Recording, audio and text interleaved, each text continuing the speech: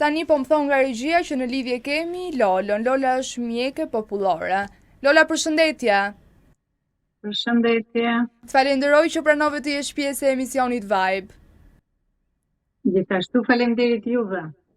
Atëherë Lola, unë doja të di se pse njerëzit sëmuren kaq shpesh gjatë kësaj periudhe, do me thënë sezonit veror, nga se ndikohen, nga temperaturat e larta apo nga sa? Atëherë periudhat e ndryshimeve të stinëve janë ato në të cilat personat sëmuren më shpejt ose dalin në pa diagnoza të ndryshme dhe në njerëz të ndryshëm dalin më tepër se sa tek të tjerët, siç janë fëmijët, jashtëzana, mosha e tretë, personat me diabet, personat me tensionin e gjakut të çrregullt, të lartë ose të ulët. Por ndryshimi jo vetëm i stinës nga njëra stinë në tjetrën, por ndryshimi nga dita në natë. Në Shqipëri është problematik. Nuk është si për shembull siç është në Greqi, ose nëse e keni vënë re, po shkoni në pushime në jug, sa më poshtë të shkosh deri në Ksamil, diferenca e ditës me natën është 3 deri në 4 gradë, diferenca ditë dhe natë. Ndërsa në Tiranë arrin deri në 25 gradë. Pra, duhet një kujdes i vazhdueshëm dhe sidomos për personat problematik. Atëherë unë doja të di se cilat janë shenjat që tregojnë se imuniteti ynë është dobësuar. Fillimisht fillojnë hundët, fillon acarimi i fytit, lodhje, jo e zakontë, pagjumësi, ruhatjet e tensionit për moshën e tretë sidomos, gjithashtu edhe tek syt. Shumë njerëz e shfaqin tek syt lotim, skuqe ose kruarje, irritacion tek syt. Po më shumë është lodhja, kuptohet. E kuptoj, kush janë grup moshat më të rrezikuara? Në thamë atë janë më shumë të moshuarit dhe njerëzit që janë të sëmurë nga diagnozat që përmenda më lartë dhe fëmijët e vegjël, jashtëzanat, gjithashtu, janë më të predispozuar për të patur probleme në ndryshimin e stinëve ose në ndryshimin e temperaturave. Dhe gjithashtu që dua ta theksoj këtë sepse janë vetë problematike në mbajtjen e kondicionerit. E mbajnë kondicionerin brenda 20 gradë, 19, 18, ndërkohë ku jashtë është 35, 36 dhe më lartë. Pra, kjo është shumë e dëmshme. Duhet të jetë nga brenda, outside, inside, duhet të jetë 5 gradë, maksimumi 6 gradë ndryshimi. Cilat janë gabimet që bëjmë më shpesh në këtë periudhë? Gabimet që bëjmë më shpesh në këtë periudhë është që ne flem me derë hapur, hapim dritaren, se kujtojmë se ashtu do flem më mirë ose do rregullojmë temperaturën përkundrazi. Ajo nuk ndihmon fare për mirë, por nxjerr në pa ato defektet që mund kemi në siç spondiliatroza, migrena, sinusiti, e shumë probleme të tjera, sidomos ato të reumatizmales dhe njerëz problematik. Nuk e di sa të mundur ketë na flasësh pak për bimët. Çfarë funksioni kanë bimët? Ma thoni juve për cilën bimët kanë një funksion jashtëzakonisht të rëndësishëm. Nuk janë vetëm për kujdes, por nëse bashkohen me njëra tjetrën dhe merren ashtu si duhet, kur duhet, sa duhet, në kë duhet, për kë duhet dhe për cilën diagnozë, bimët janë edhe kurative, nuk janë vetëm mbrojtëse. Më thoni juve mua se për çfarë doni që t'ju flas dhe unë kam marrë pak nga disa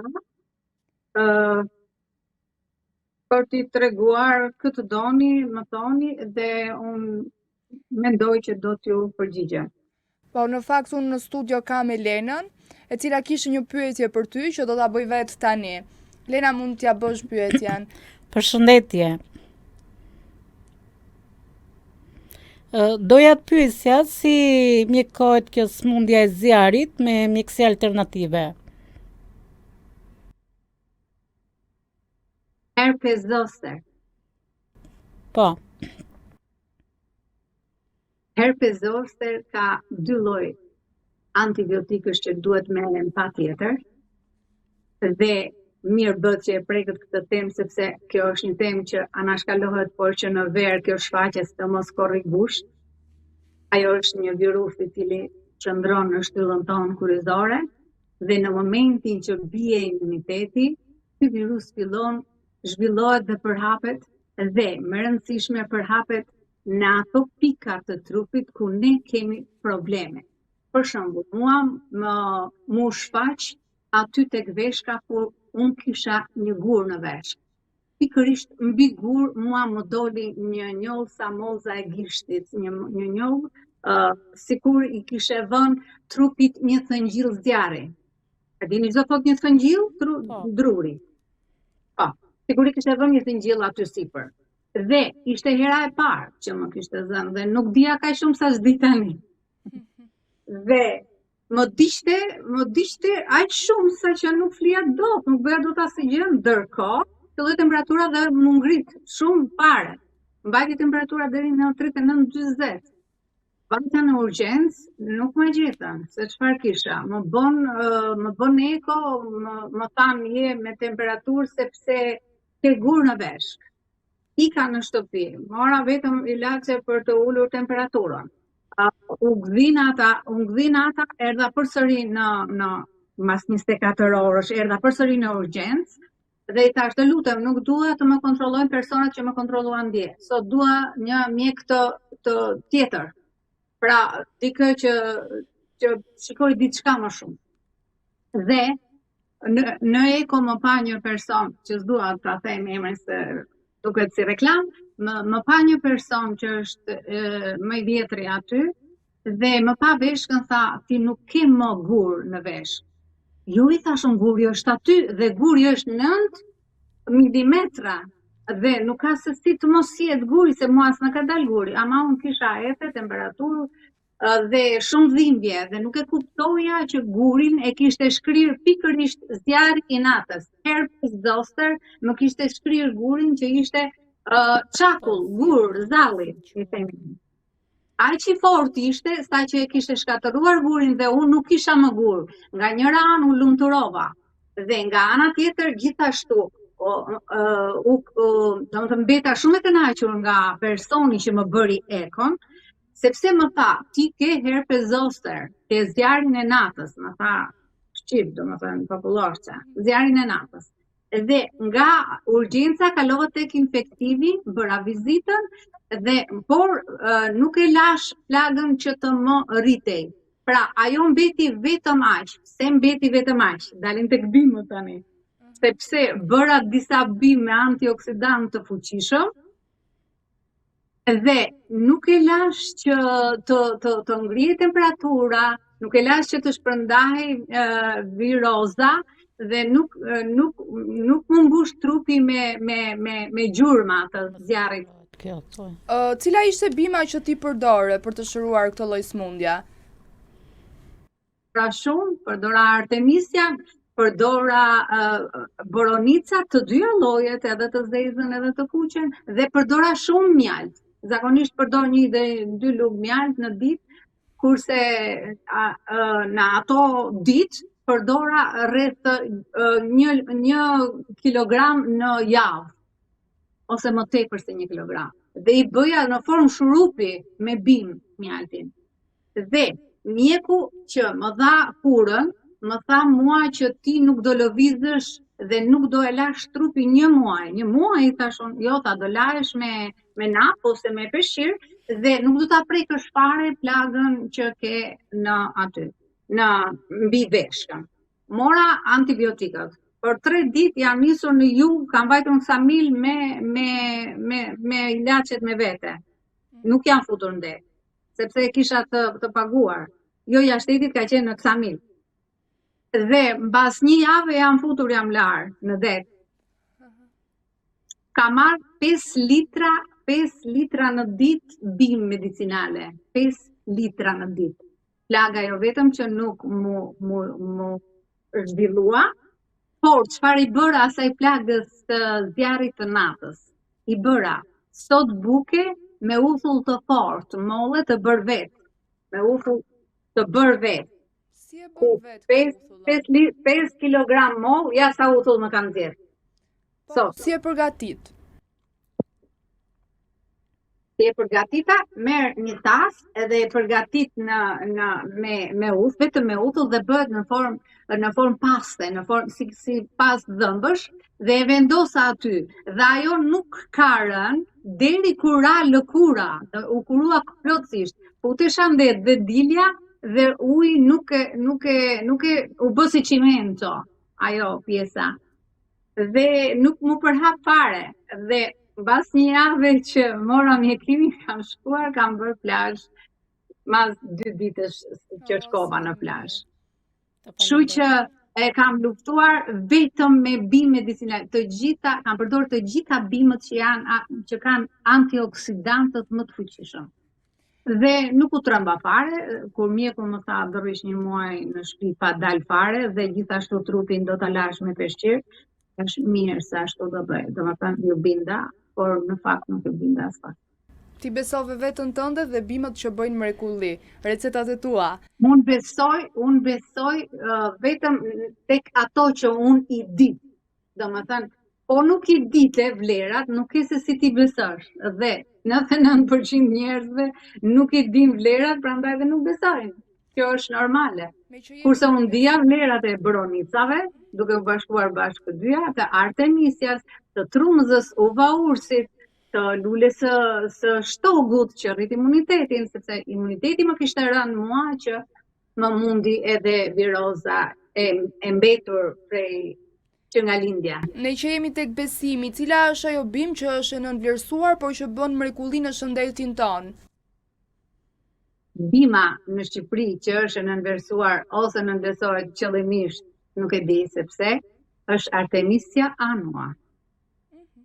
Dhe njerëzit më thonë që pse është kjo dhe pse nuk thua që është pelini i ëmbël. Në fakt, ajo në gjuhën popullore quhet pelini i ëmbël. Po pse unë e quaj Artemisia annua?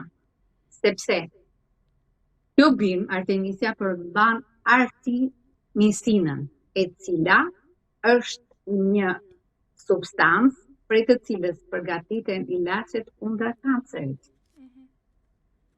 Dhe artemisina zhvillohet tek kjo bim në momentin e qeljes së gjethes. Pra, duhet të merret sa po qel gjetja, e jeshile, ngjyrë jeshile dhe e errët. Gjethet janë shumë të vogla, pra që të bësh 1 kilogram nga ajo, duhet shumë punë. Në momentin që qel lule, nuk ka më artemisin, dhe para se të qel lulja nuk ka artemisin. Prandaj quhet Artemisia annua, dhe në të gjithë botën ka tinkturat të Artemisia annua, vetëm në Shqipëri nuk ka. Pse? Sepse bimët tona i marrin dhe i çojnë andej, i përpunojnë. Dhe më e mira është bim Artemisia shqiptare sepse nuk është kultivuar akoma deri sot që po flasim, por është e gjendur nëpër pusha, nëpër lëndina dhe është e egër, e rritur vetë me vështirësi. Kurse në shtetet e tjera, sidomos në Spanjë, ajo rritet deri në 2,5 metra larg, ndërkohë që normalisht ajo vetet deri në 80 centimetra, normalisht këtu në Shqipëri. Por e mbledhun ajo është 80 centimetra dhe është e gjelbër e errët.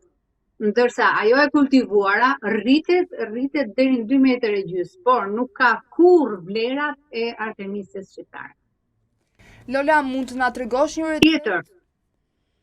Tjetër bim është bim shumë e fortë që nuk është vetëm Shqipëri, kjo tjetra, është lulja e shtogut.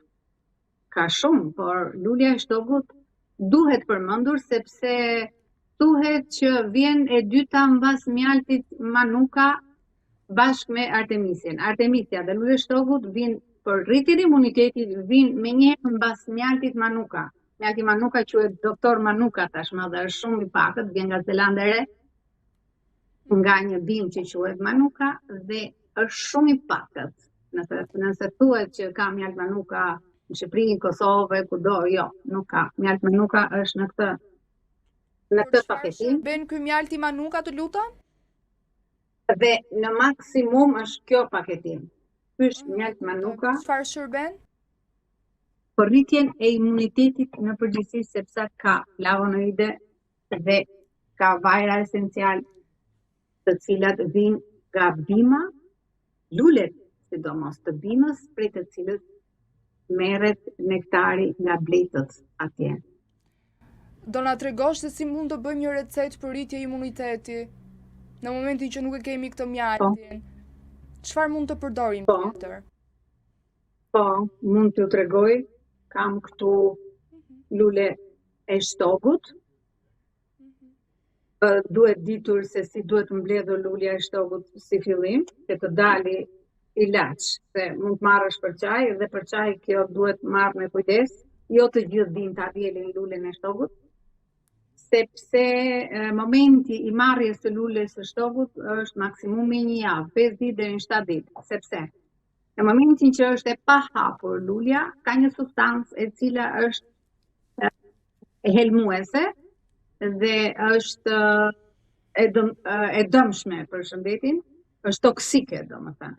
Dhe gjithashtu në momentin kur lulja mbaron, që vjen fruti, atëherë përsëri lulja nuk vlen më. Më vonë, kur piqen kokrat, vlen kokrat, por nuk vlen aq sa që vlen lulet. E para, e dyta, duhet jetë shtogu i zi. Pra, duhet jetë personi që ta marri lulen, duhet të jetë të informuar mjaft mirë për momentin, cilësinë, sepse mund të krijojë efekte anësore. Po nga fëmijët mund të përdoret? Për çfarë? Nga fëmijët mund të përdoret? Po, mund të përdoret në formë çaji për fëmijët dhe në formë eliksire në raste gripi dhe virozash. Edhe në rënje e imunitetit mund të përdoret, por e holluar me ujë sepse bëhet pak e fortë. Kurse ekstrakti përdoret vetëm tek të rriturit. Pra, unë këtu kam bërë eliksir, se eliksira është më lehtë e asimilueshme, sepse ekstrakti është më i fortë. Tu kam marrë 3 të 4 e kavanozit të matë në lule shtogu. I kam shtruar si për 4 lima, limon jeshil, lima, peta të holla, ja shtroj si për lules, i hedh disa gjethe dafine, gjithmonë i hedh gjethe dafine në për eliksira, si që hedhin gjellës, edhe kjo kështu konsiderohet një guzhim më vete, dhe sepse dafina ruan vlerat dhe nuk lejon në asnjë lloj mënyre që të zhvillohet kandida. Është shumë e fortë për të mbrojtur, si mbrojtës. I fut dhe disa gjethe, 4-5 gjethe dafine, dhe e mbush me mjalt deri në mjalt të mirë ama, jo mjalt për ilaç, mjalt marr.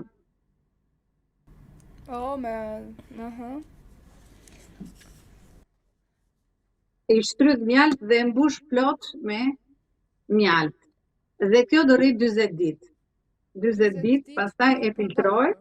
Pa u konsumuar. Jo, do mbyllet hermetik dhe do rri në një vend të errët. Do ta përfundësh çdo ditë, ditët e para, pastaj një ditë po, një ditë jo, pra duhet të jesh prezent për arsye të mos oksidohet. Duhet të përzihet që të përzihen vlerat në njëra tjetrën për të bërë eliksira sa më e fortë. Dhe mbas 40 ditësh filtrohet dhe më pas pihet me pika ose me një lugë çaj në mëngjes, mirë është pa gjë tjetër, ndërsa për ato që janë delikat në stomaku, mund ta pinë me çaj ose me ujë. Dhe kjo është një bombë për rritjen e imunitetit. Është për problemet e virozave, për ftohje, për problemet respiratore, sepse kjo përmban flavonoide, përmban vajra esencial, përmban vitamin C në mënyrë në sasi të konsiderueshme, përmban kalcium, kalium dhe magnez. Gjithashtu përmban shumë antioksidant të fuqishëm, fenole dhe polifenole, të cilat së bashku bëjnë një mbrojtje të stresit oksidativ. Kështu që për rastet e gripit gjithmonë rekomandoj lulen e shtogut. Një kombinim i mirë i luljes së shtogut në çaj bëhet me hitrën, bëhet gjithashtu edhe me trumzën. Ndërsa për personat që janë delikat nga sistemi i tretës, bëhet me lule, bliri dhe me kamomil. E kuptoj. Në rregull, unë doja të di se cilat janë 5 bimët që duhet i ketë çdo familje në shtëpi. Bimët janë shumë, varet se çfarë problemi ka i personi që jeton atë shtëpinë. Atëherë Elena më bëri një pyetje. Po, një pyetje. Që tani do ta shtroj vetë Elena ty, se për çfarë është kurioze. Dhe mbase lidhet pyetja ime me këto që do thotë Elena. Po, Elena mund t'ja bësh. Personat që kanë bllokim në marrje ose janë azmatik, që kanë dhe probleme me stomakun, që s'mund të përdorin dhe medikamente. Çfarë mund të përdorin me kështu mjekime popullore dhe personat që janë me migren? Me migren është tjetër, janë tjera bimë, kurse për sa i përket respiratorit është agulicia, bliri, dafina, kamomili, është edhe kopra e egër sidomos. Bëhen bashkë këto, mund t'i zjesh 5 minuta dhe e heq nga zjarri dhe do rish të marrësh avull nga hundët, nga syt edhe nga veshët edhe nga goja, dhe do marrësh avull derisa të mbaroj avulli. Pastaj e pin çajin dhe është super. Gjithashtu edhe lulja e shtogut është për gjithë problemet e frymëmarrjes. Por agulicia është numër 1. Agulicia është numër 1, e para për gripën dhe fytin. Pastaj vjen vaji i dafинës, vjen ekstrakti i dafинës.